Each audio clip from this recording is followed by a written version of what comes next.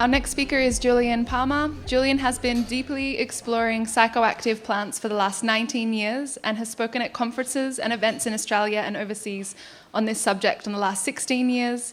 He facilitates non-traditional spaces for psychedelic plant medicine work and is also the inventor of Changa, his claim to fame.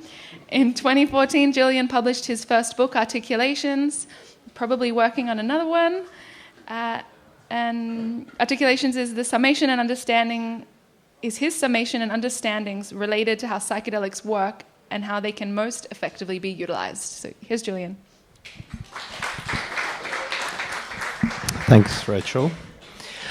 Yeah, I'm really enjoying this gathering. It's very chill. I was at the second conference of this nature in Australia. It was called Enthea Botanica in 2002. And yeah, since that time, there's been the EGA conferences and Samara and other little conferences and gatherings of this nature. So yeah, it's always really good to come along and you know, have this field of, you know, conscious people who are on the level, who understand and, you know, get connected to this community and, you know, share and have some good talks and laughs. So yeah, it's been really good. So thanks to Rachel for putting this on.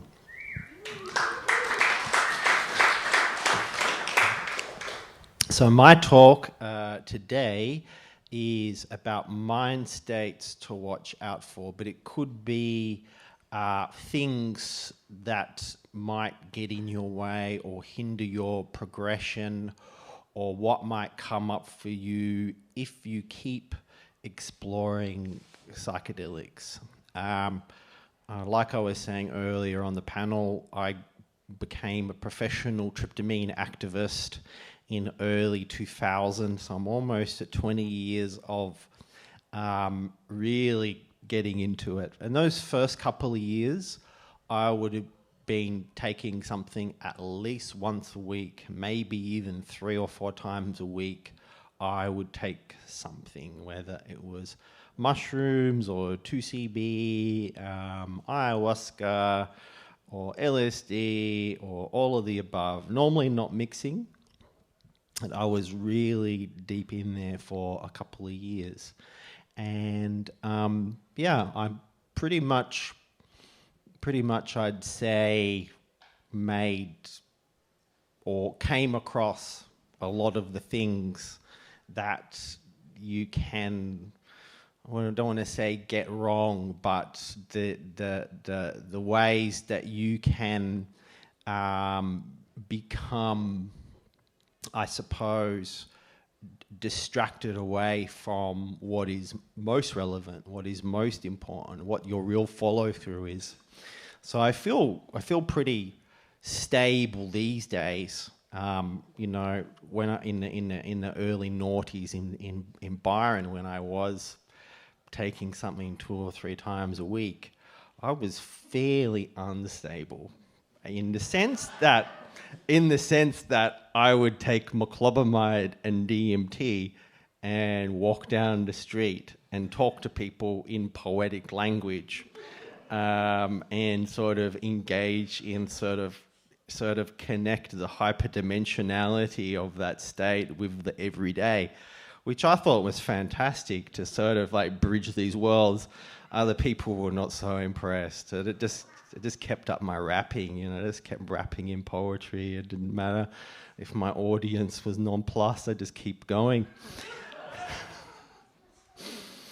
But anyway, we'll get into that a little bit later. But yeah, I think that's the interesting thing about psychedelics, that probably out of all the people that take psychedelics and how much psychedelics are taken, we don't have that many people who just end up crazy and go to the mental hospital, as maybe there could be, you know. Certainly there are people, especially who've taken LSD, who've just never come back, but it's not that common, you know. It's not like how many of us know people like Syd Barrett, who was he part of Pink Floyd? Yeah, Pink Floyd, and he just like went too far and ended up in a mental hospital. But probably not many of us actually know people like that. It's not really that common.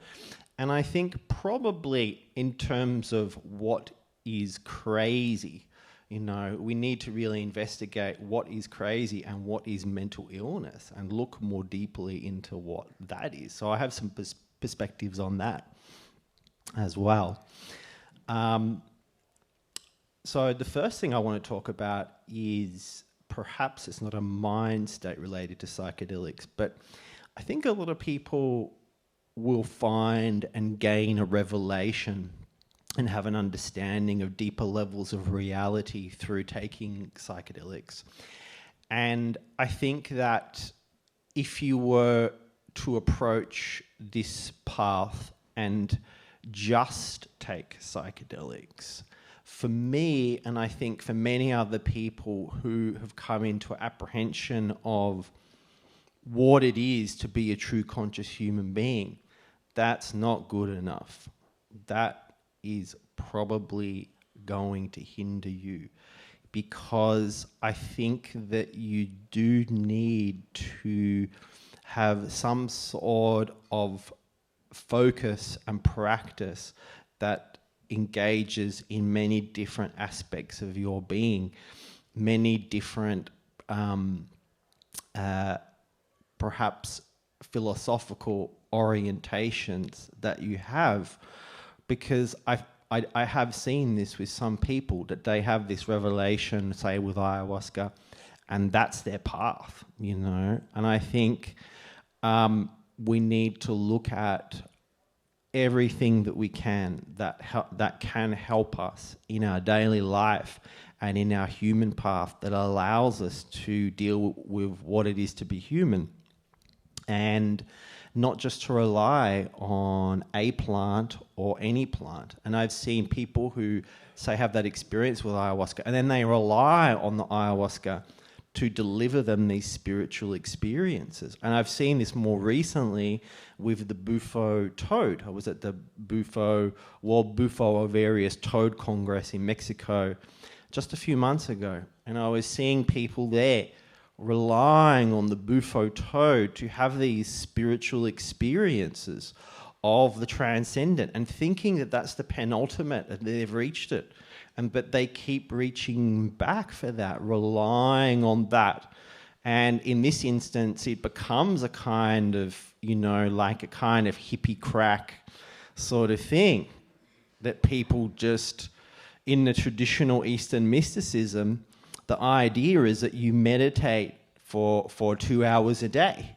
My uncle, for example, I'm sure he's going to be highly unpleased I mentioned this, who's a member of, he's a part of a Eastern religious tradition. He meditates for 2 hours a day. The aim of that tradition is to reach samadhi. As far as I know, he's never reached samadhi, right? I'm not laughing at it. I think it's fucking great. Anyone who can meditate for 2 hours for 20 years every day, full respect. But on the other hand, you have these people who was just smoking this toad venom and having the samadhi experience on tap. Something is a little bit off in the universe, you know. That people like my uncle may meditate their entire lives and never have that experience. And perhaps the benefits of meditation, the people who were smoking the toad, in having, you know, this sort of, it's almost, you know, instantaneous consumeristic samadhi God experience, would probably benefit with the practice of 2 hours of meditation a day. And just having that discipline and that grounding and that awareness of experiencing your spiritual nature within your human beingness, you know, stopping the mind and tuning in and allowing yourself to experience your spiritual nature in your human form. So I think that's really an important thing. And there's many techniques and practices, and there's many things that I think are important as a human being to know that are not necessarily taught in school, unless you went to one of these really wacky schools without walls. But even then, I think that there's what I would say is important to know is to understand the importance of sound. Many years ago, I saw a psychic, and she said to me, of course, you are working with sound. And of course, I was working with sound, because at a certain level, you need to be able to express and communicate with the level of frequencies that you're coming into contact with.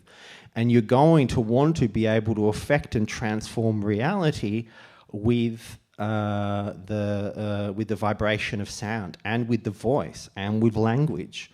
And so this is another critical, this is something critical. It's not necessarily there's any school set up where you can learn about how to speak in alien languages, how to transform realities through sound, how to utilize sonic frequencies to clear energy in yourself and other people. All that sort of stuff. I think that it's important to keep in mind that that awareness of that capacity and that potential that we have. I'd say dancing is something critically important. Something we don't really get taught is how to dance, how to move the body, how to express the body, how to let the body move, just like how to let the voice move, how to communicate what's really on your mind, how to relate to other human beings. None of these things are taught to us. But I think, in opening up and taking psychedelics, I think that you do want to, you are orientated more to learning, to not just taking the psychedelics, but to doing what it takes to really ground and embody and express what it is that you're learning and what you're coming into, and make it meaningful.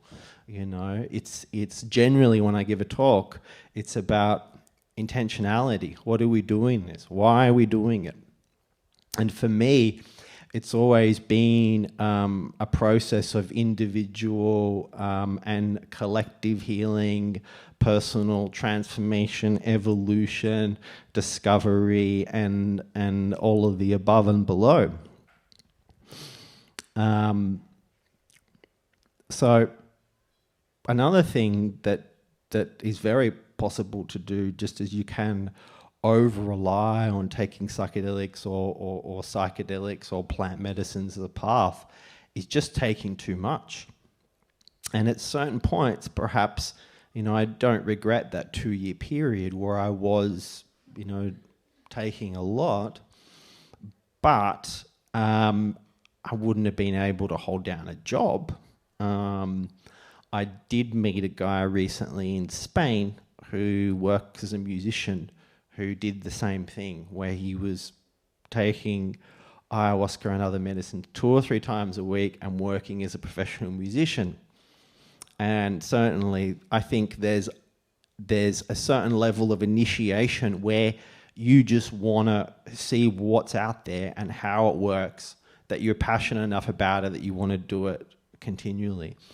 But yeah, I think that the most important thing is just to stay grounded, is to just stay, to enable yourself to process and transform these energies and this understanding. It takes time, I've had some experiences. I suppose my earliest forays into psychedelics took me months, if not years, to process until I was ready again. And I think this is something that you don't really see in these very pro-psychedelic pieces that are coming out in the media. Hey, like you can take mushrooms once or LSD once, and it can take months and months to process what you experience. I had an experience once when I was 22, and I took 200 mics of LSD. It would have taken me a few months to really recover from that. And what I experienced was a whole new awareness and understanding of reality related to collective human consciousness and energy and telepathy and and a much greater awareness of how things really worked. And I had a previous experience when I was 4 years before, when I was 18. So it took me 4 years to integrate that experience until I was ready to go into the next one. But in those months after that experience, I was spacey, and there's nothing wrong with being spacey per se.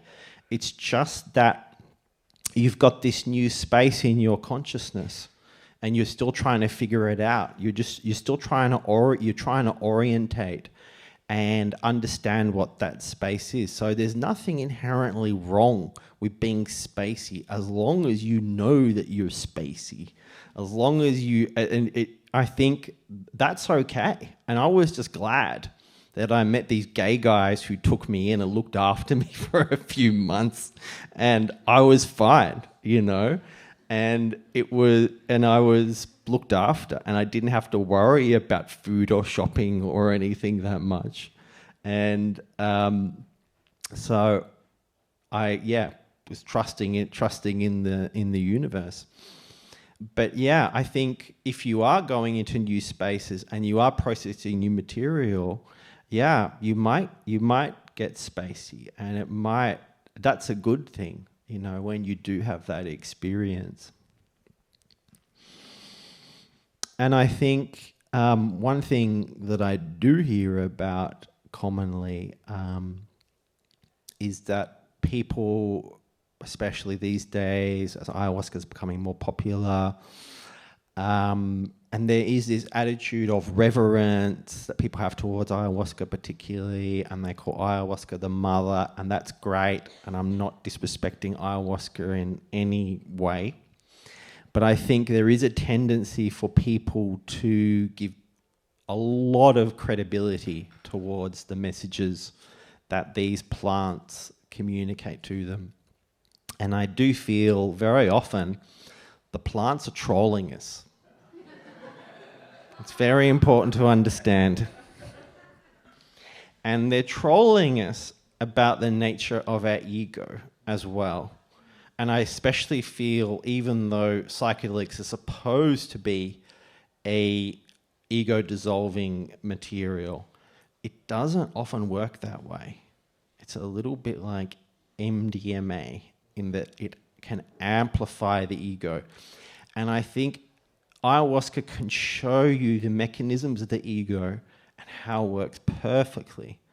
And I think that it's almost telling you, it's not telling you, but it's showing you how your ego could be.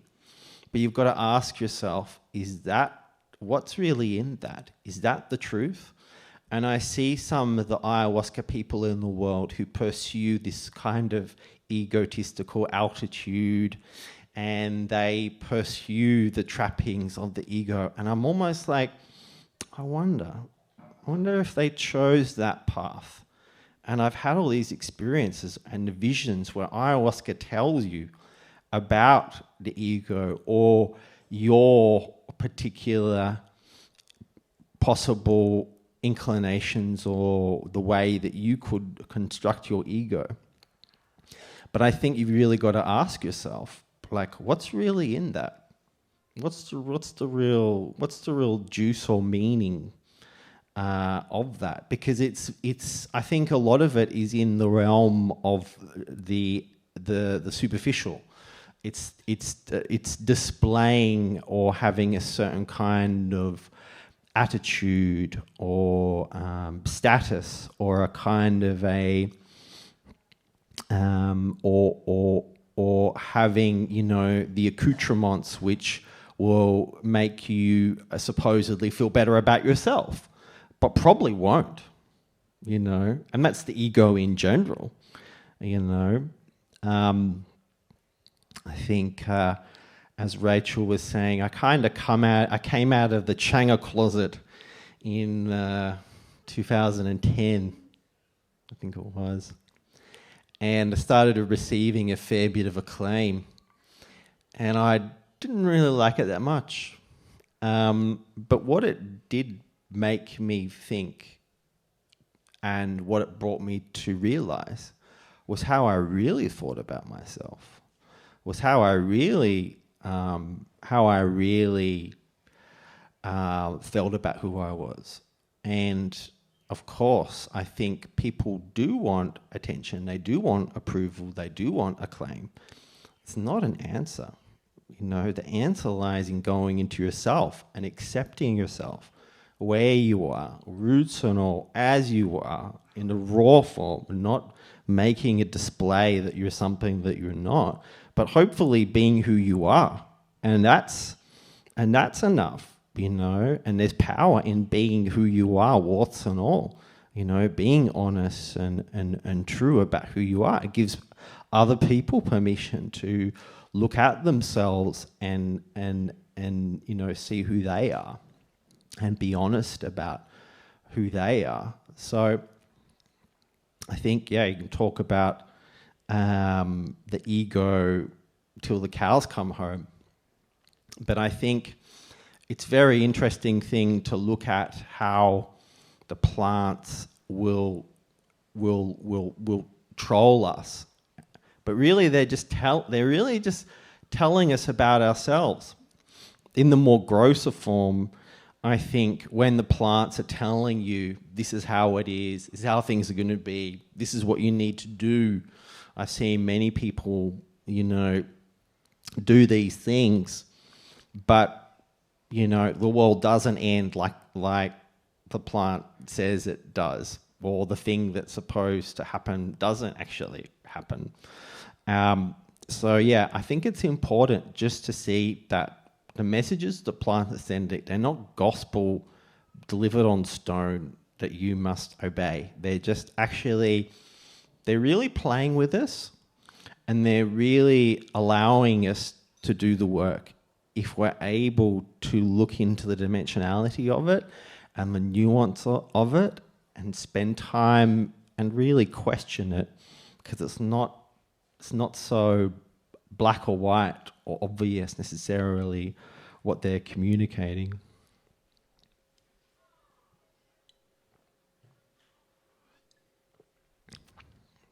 So I think there's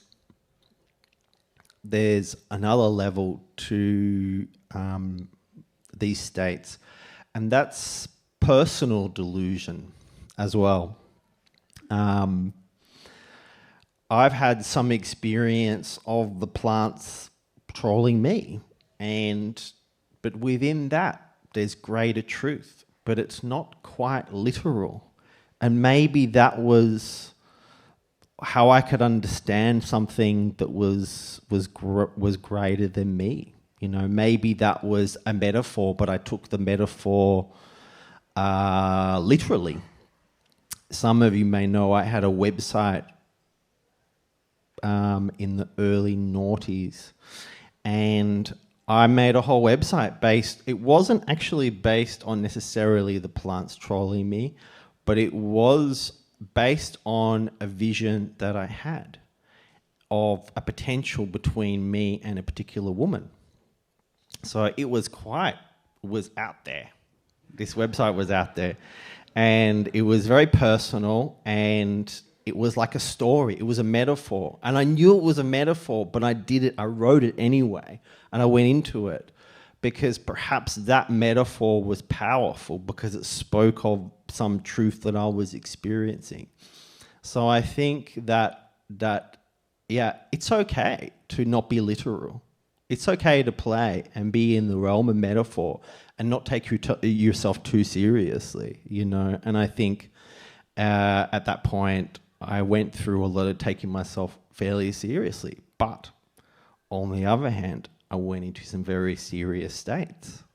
And that's the thing, that you can enter these states where it does seem extremely critical at the time. It does seem very important. The work that you can be called to do, the revelations that you can have, can seem extremely vital and relevant and important. And I think we've got to ask, okay, then how do you do justice to those revelations and those experiences and those insights, you know? Because, yeah, I think it is serious. And there is, at that point, at that time, yeah, I was working with collective consciousness. I was working with what I understood to be powerful forces and evolutions, and a lot of crazy, crazy things unfolded for me in what I experienced and understood. So my advice is to play with it, you know, to whatever happens and whatever reveals itself, just play with it, just go with it, rather than repressing the insights and the downloads.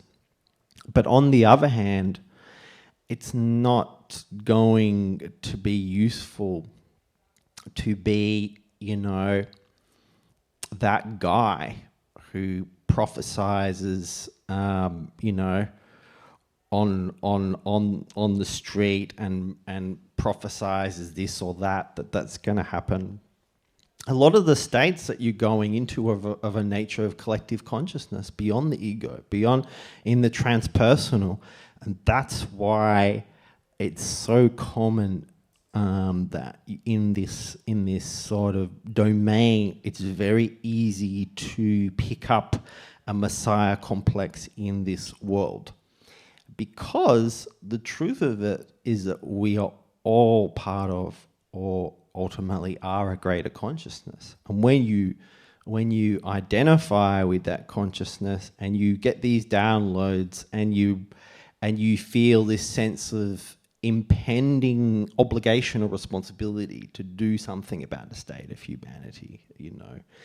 And I think it can be a kind of a stage to go through these kind of messiah complex issues. I remember way back when in the late 90s, I was living with these guys, and they were having this sort of like, who was the messiah duke out, you know? And my friend was telling me he had dreams when the other guy was saying, no, I'm the golden one. No, it's me. I'm the golden one, you know? And of course, we all know the truth of the matter is that all of us are the golden one. There's no one person who's like the penultimate golden one, you know. And there's like, you really got to ask yourself, so what are you gonna do? What are you going to share? What transformation are you going to make? I think there's the concept of the avatar, the divine teacher. But is Eckhart Tolle an avatar? Is Jordan Peterson an avatar? Is Alain de Botton an avatar? Am I an avatar? It's like, just labels. They're just labels. It's just like, just do your thing. Just do your thing. And, you know, if the Jews decide you're the Messiah, great. But it doesn't really change who you are, you know. I actually talk about this in my book, and I really should have brought copies. So yeah, you can find it online.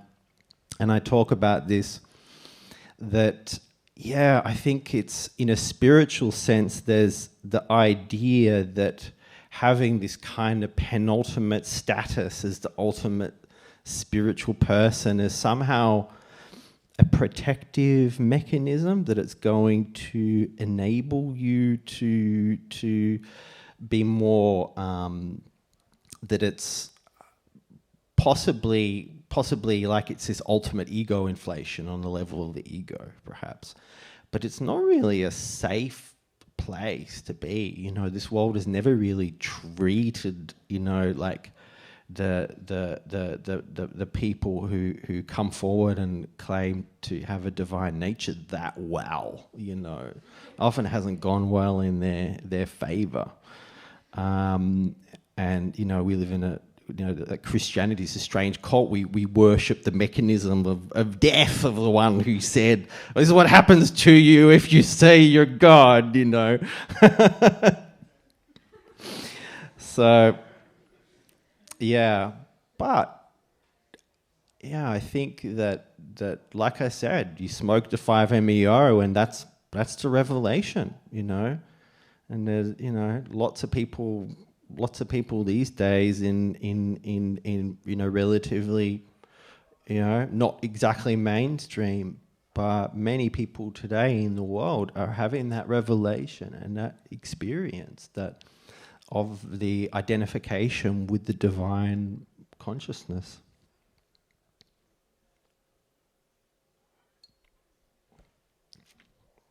Another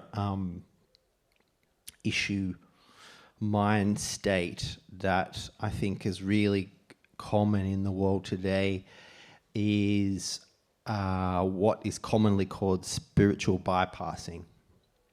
And so spiritual bypassing is where you are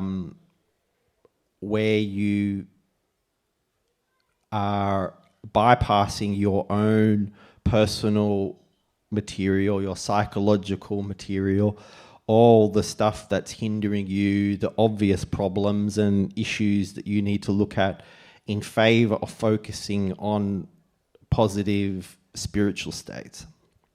Unfortunately, even though ayahuasca is quite, you know, quite a grey area or just straight out illegal in many countries, it's become quite commercial for many people. And for many people who want to drink ayahuasca, I think there is a tendency for the people providing it to often provide a space where people get what they want.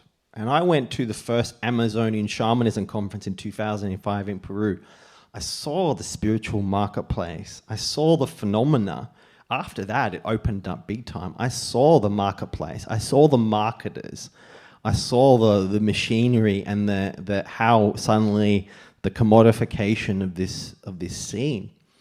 And in terms of this ayahuasca tourism as well, you know, the people who might be actually traditional healers in their tribe suddenly are making a lot of money amping up the chacruna DMT content in their brews and giving the gringos an Hollywood special effects experience just like they're looking for. And that's, you know, what Jonathan Ott and Terence McKenna in the 80s, in the early 80s, when they went to Iquitos, neither of them could find a brew that gave them visions. That's not traditional, you know, that's just for the shamans. And suddenly you've got these tourists who want these DMT visions. And yeah, I drank with all these shamans and I had all these Hollywood special effects, and I felt superficially cleaned because there wasn't much self-confrontation in that space, you know. And at that, I really could feel all these customers, all these people, that's what they wanted. They wanted the ayahuasca TV. And for sure, it's not, you know, there are lots of people who want authentic healing as well. But certainly there is a strong aspect in the ayahuasca scene where people are seeking the visions, the spiritual experiences, and not truly inquiring into themselves or looking at the shadow or looking at the dark material. Even in my own groups, when, you know, I have an estimation of people that they want to look at what is real, what is true. When it's shown to people, they often don't like it. You know, we live in this cotton wool world that often would prefer to turn away from the shadowy materials, the darker stuff, the harder to look at, the suffering, the unpleasantness, and all of the stuff that's really going on. It's hard. It's hard work to look at it. And I think, you know, when people are paying money, they don't necessarily want to do hard work when they can, like, talk to Jesus and commune with the aliens and, you know, sing with angels. That's much better, you know. So yeah, this is a really strong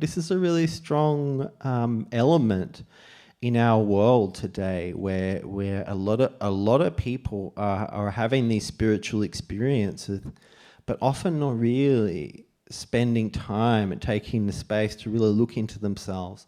Look at their own problems, look at themselves and how they're being in the world, how they're truly acting with others. And, you know, I think that I would say, yeah, maybe in the last couple of years I've seen a shift in a more positive direction. But yeah, I think it's hard for human beings to really inquire. For a lot of people are not wanting to go there. There's a lot of people who are scared, who don't want to look, who don't want to drink ayahuasca, who don't really want to see what's there, you know. So yeah, that's a huge part of it. Yeah, related to psychedelics in general, I think when you understand and you have an awareness of dimensionality and you have an understanding of how big reality is, of how infinite reality is, and how we're just living in one little small part of it, and to be honest, not a real exciting part of it. When you see what's out there, it's not a real exciting part of it. And I know many people who chose to believe this reality straight out, you know, whether it's suicide or they, you know, died of some accident, but I think on a soul level, they didn't want to be here anymore. They wanted, you know, they wanted to leave. I even heard about this guy who was really into smoking DMT, and he had this experience where the entities told him that if he wanted to go deeper and he wanted to see further, that he had to go with them and he had to make a choice. So he told his housemates about this, and a few days later he died in his sleep. So it's like he made his choice, you know. So my reaction and my process with this was saying, okay, well, I live in this reality. I'm going to make the most of this reality that I can, you know, rather than feeling trapped or imprisoned in this reality. That, okay, I'm choosing to be here. I'm choosing to live this life. So I'm going to live it to the best of my capability and do what I can for my own, like, evolution and learning and growth, and everyone else's at the same time. And I can't say I've necessarily, you know, come out with an A+ and, you know, taken 100% advantage of my life that I could have, you know. I think, you know, you can always do better. You can always, you know, take this opportunity that we have and utilize it wisely. And I think that's that perspective, rather than me going, well, you know, I'd rather not live in this dimension. I think psychedelics have showed me, okay, I'm choosing to be here. I'm going to take advantage of this experience, and I'm going to live this reality to my best of my ability and do that, because that's what we have. We have this time, so we've got to use it wisely. You know, it's precious.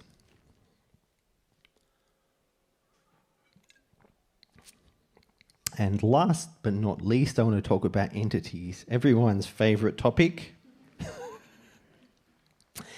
I think when it comes to what we talk about crazy, I think it's really interesting. There's many different layers and levels of mental illness. You know, I believe that many times people who are mentally ill are having a spiritual awakening, and they might think that there's, you know, a radio that some Andromedians are transmitting messages through their TV set, and trying to interpret the information they're receiving, maybe in very terrestrial terms, and not quite actually apprehending or understanding the information they're receiving and communicating it properly.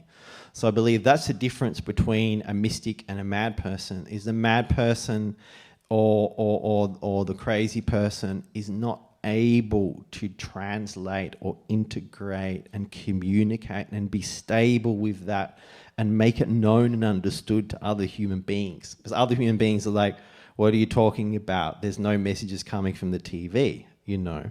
So I think that there's that level of it. But I also think that in terms of mental illness, there is a element of possession of negative entities really taking over that person or entities, you know, or it can be that that person is hearing voices from entities, you know, who are communicating to them, which I'd say is completely valid, whereas the system says, no, hearing voices is not valid. There's nothing there that could communicate to you that you can hear voices.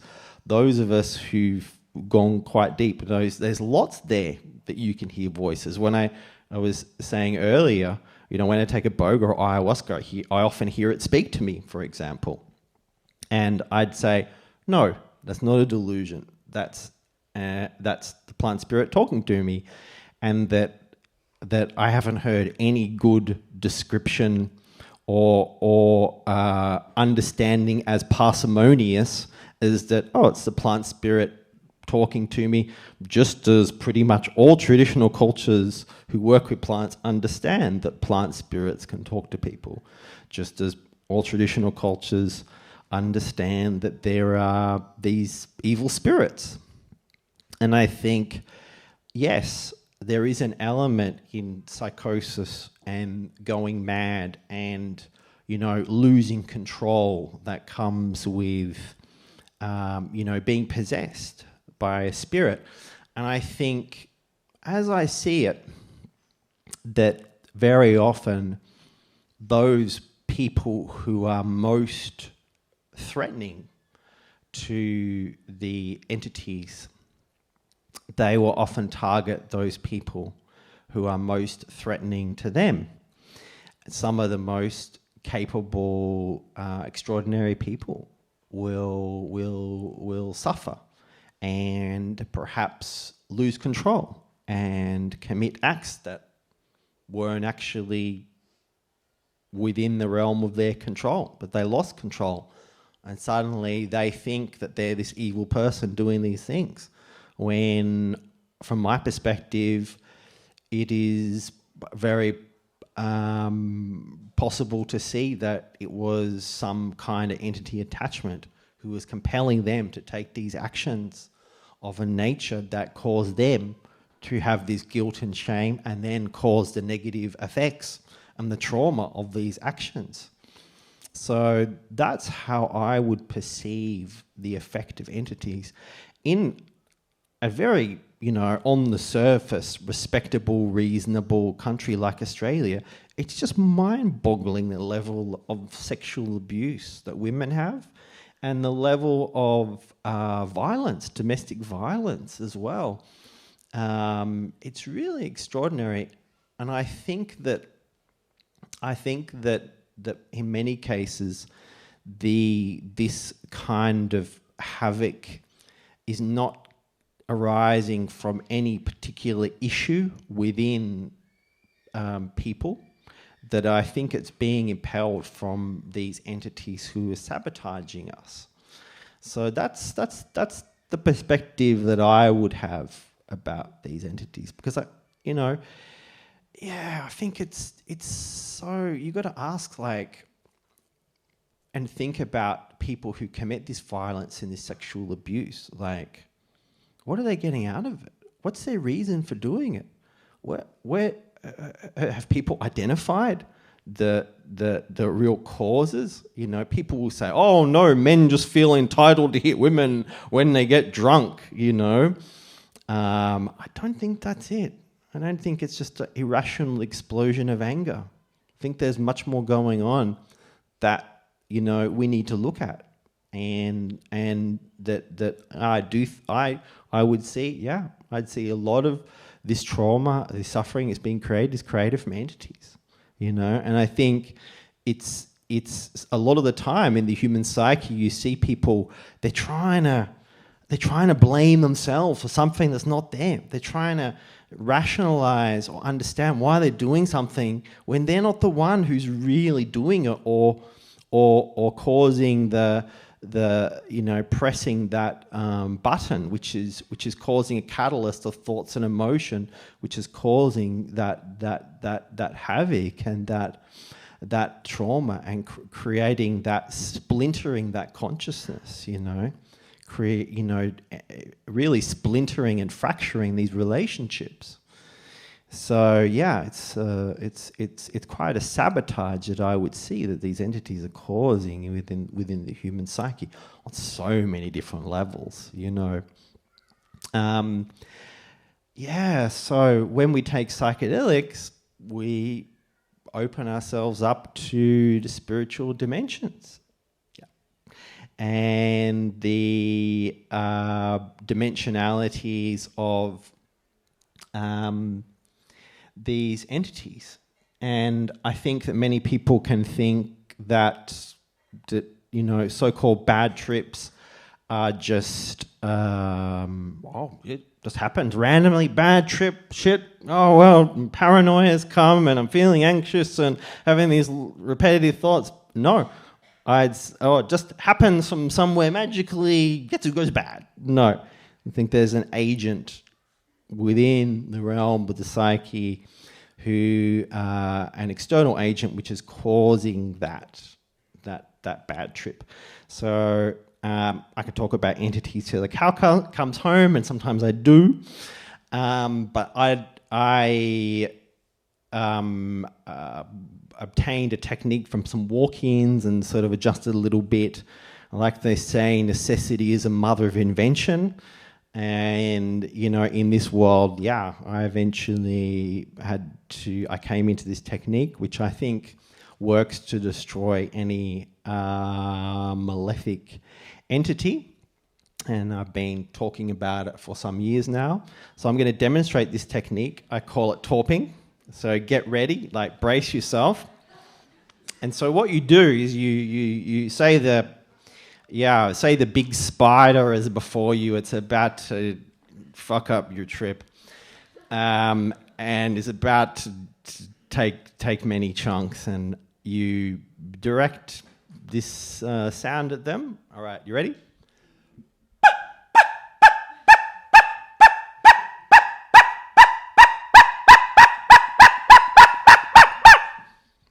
So you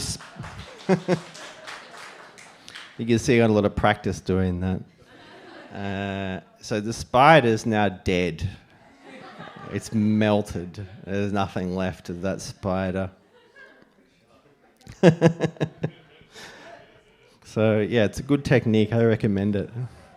If you have any problems with giant octopuses or crazy reptilians trying to fuck with you, just let it rip. Okay, thanks everyone.